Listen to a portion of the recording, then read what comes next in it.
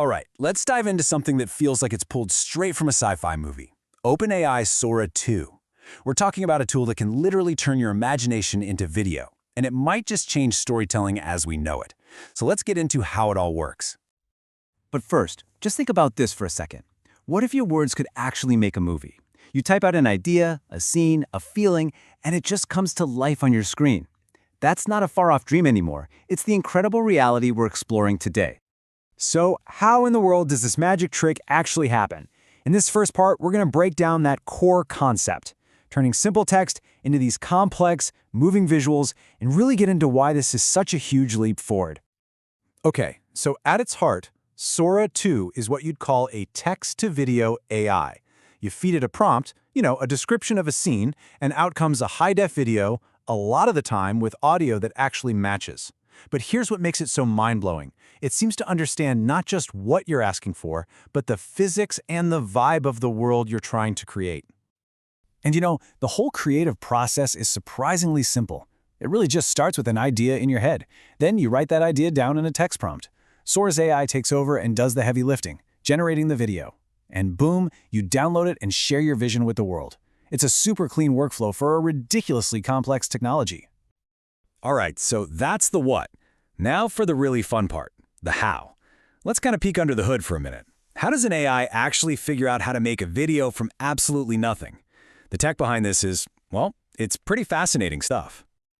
Okay, try to picture it like this. The whole process kicks off with a screen full of what looks like TV static, just pure digital noise. Your text prompt? That's the director's script. The AI uses something called a transformer architecture, which is amazing at understanding language, to read your script. Then, this diffusion process starts. It's almost like sculpting from a block of marble. The AI carefully chips away at the noise bit by bit, replacing it with pixels that match your prompt, until a clear, moving image finally appears. So if the AI needs a director, then the quality of your video totally depends on how well you can direct it, right? So how do you get good at writing prompts? This next part is all about mastering that skill. Now, one of the biggest challenges, as AI content creator ChattyWorks points out, is keeping your characters consistent. You might describe someone perfectly, but then in the next shot, they look a little off. This is exactly where a really detailed, well-written prompt makes all the difference. It gives the AI a super clear blueprint to stick to. And for anyone just getting started, don't worry, there's a simple little formula that can make your results way, way better. Just think of it like a checklist to make sure you're giving Sora everything it needs. This checklist is basically your creative toolkit. You start with the subject. Who or what are we looking at? Then you build their world with the setting. Give them something to do with the action. Then you set the whole mood with the style. And finally, you tell us where to look with the camera instructions. If you can nail these 5 things, you go from getting a random clip to creating something truly intentional. And hey, if you want to level up and get even more precise control, you got to start thinking like a filmmaker. Using actual cinematic terms in your prompts gives you a crazy amount of power over how that final video looks and feels. I mean, just look at how powerful a few specific words can be. Ask for a low-angle shot, and suddenly your subject looks epic. Use golden hour lighting, and you get this warm, nostalgic vibe. A handheld camera shot can make things feel super real and urgent. Every single term is a tool you can use to shape the exact emotion of your scene.